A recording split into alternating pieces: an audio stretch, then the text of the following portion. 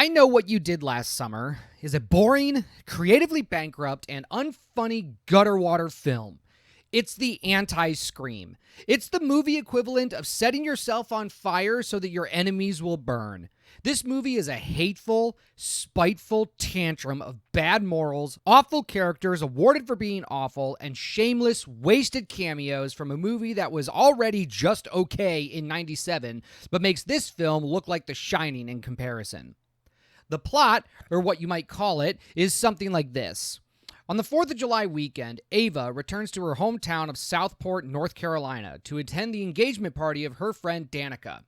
After the party, Ava, Danica, Ava's ex-boyfriend Milo, and Danica's fiancé Teddy go for a drive to watch the town fireworks. As they're leaving, they run into their former friend Stevie, who is working the engagement party, and whom recently completed rehab and invites her to join them. While parked on a winding cliffside road, Teddy begins playing in the street and causes an approaching car driven by a man named Sam Cooper to swerve off the road and fall off the cliff. Ava urges the group to call the police, but Teddy insists that they keep the incident a secret.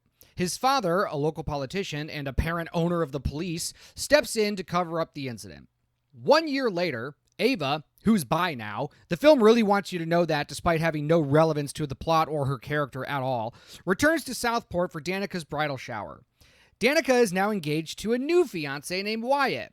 Ava reconnects with Milo and Stevie, who is now Danica's new best friend apparently, and meets Tyler, a girl she has sex with in the bathroom of an airplane, and a true crime podcaster who is in town investigating the infamous Southport massacre of '97.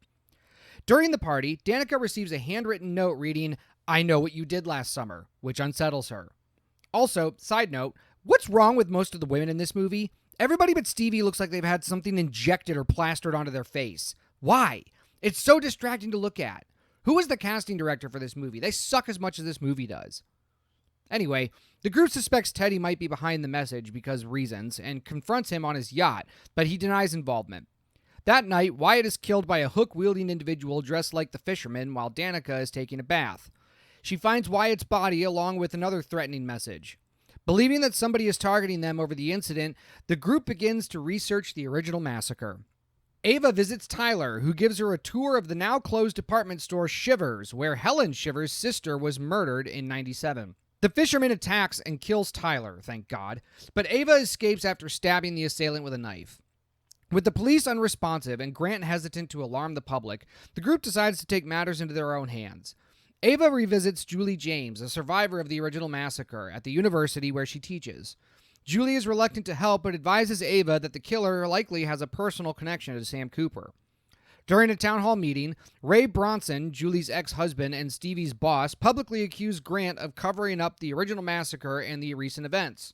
He later checks on Julie and then speaks with Ava's group. Ava, Milo, and Stevie learn that the car the victim was driving belonged to Pastor Judah, a local church leader. Meanwhile, Danica and Teddy visit Sam's grave and notice someone recently left flowers. The fisherman attacks, injuring Danica, but Teddy saves her. Danica then insists that the group stay at her mansion for safety. That night, Milo and Ava almost have sex, but Milo becomes uncomfortable and leaves. He is later killed by the fisherman, who takes his body. The following day, Ava and Danica visit Pastor Judah and discover that he knew Sam. When they report this to the police, Grant has them arrested for harassment. That night, Teddy is attacked and dies in Grant's arms. Grant is also killed. Their bodies are later discovered, disemboweled, and displayed in public, while Milo's body is found inside the car. The film then goes off the rails for the first time when Danica has a nightmare about Helen Shivers, so he can squeeze some more nostalgia bait out of this piece of shit. She and Ava are released from custody because reasons. At Ray's urging, they flee Southport using Teddy's yacht. Police later find Pastor Judah dead, along with a photograph of Sam and Stevie. On the yacht, Stevie reveals that she's the fisherman. She explains that Sam was her friend from rehab and that he had been trying to help her the night of the crash. We only know this to be true because Stevie said so, even though she already had help and that help told her to go with her friends that night. So either Stevie just forgot all about her boyfriend, or the writer forgot they needed a reason for a twist and wrote it in. Stevie guts Danica with the fish hook and throws her overboard before Ray arrives and shoots her, making her fall off the boat. Back on shore, Ava is at Ray's bar recovering from the ordeal. She notices that Ray has an injury in the same place she had wounded the fisherman. Julie arrives at the bar, realizing the same. Ray attacks them and confesses that he helped Stevie, believing the town was responsible for his ruined life after the 1997 massacre. Before he can kill Julie, Ava fatally impales him with a spear gun. Danica, who survived getting gutted with a fishhook and thrown into the ocean, washes ashore and is taken to the hospital. She reunites with Ava. Ava tells her that Stevie is still alive, and the two joke about killing her. They then joke about the events of the movie would never have happened if men just went to therapy. Yes, men need to go to therapy so they won't help a woman go on a serial murder spree.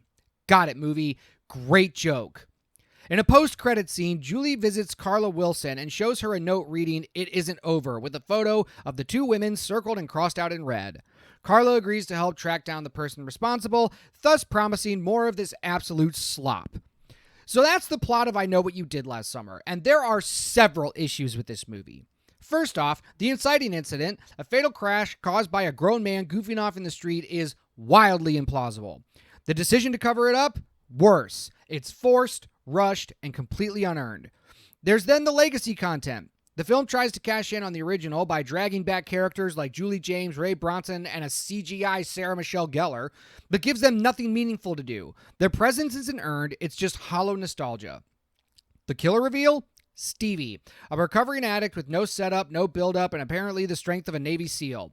And just when you think it couldn't get any more absurd, Ray, a legacy survivor, turns out to be her accomplice. No motivation, no foreshadowing, just why not?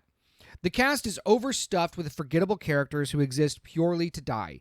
The story jumps from crime podcast commentary to slasher mayhem to soap opera melodrama, never sticking the landing on any of them. The tone? All over the place. It wants to be gritty, emotional, nostalgic, and scary, but delivers none of these. Worst of all, no one changes. The main characters don't grow. They just react, get stabbed, and vanish from the story. Even the final twist feels cheap, just a setup for another sequel. But despite everything wrong and bad about this movie, the only reason we even get this tripe is because studios know these movies have built-in fandoms and rely on the goodwill of those fandoms to insert their bullshit. The movie will make money, but the studio will think it's because of the content of the film instead of the built-in audience of the already established IP, because studios and Hollywood execs are actually retarded. This is why we, as horror fans and movie fans, need to just stop watching these remakes and reboots.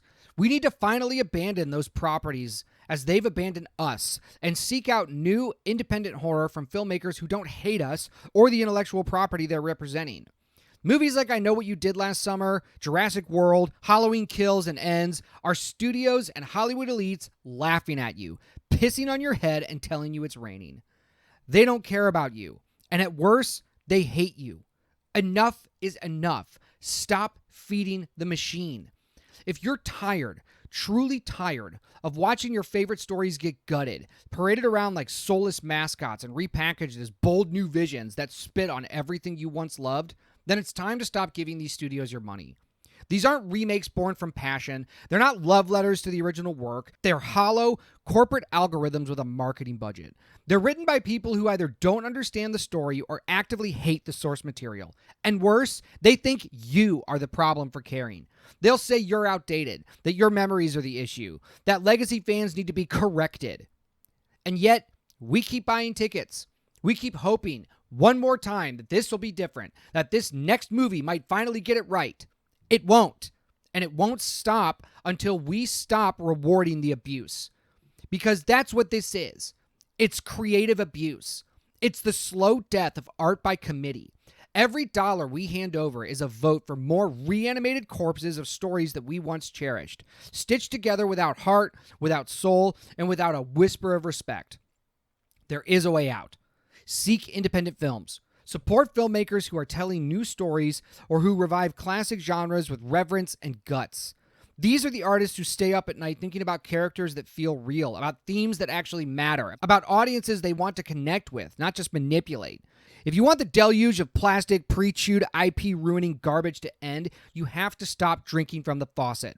Stop hoping the next studio reboot will fix it. It won't. They don't respect you. They don't even think about you.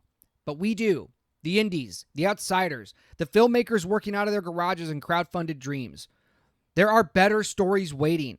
There are filmmakers who bleed for their work and believe in something more than a paycheck. Find them, support them, because if we don't, they'll bury the last good story beneath a mountain of branded sludge, and no one will be left to care.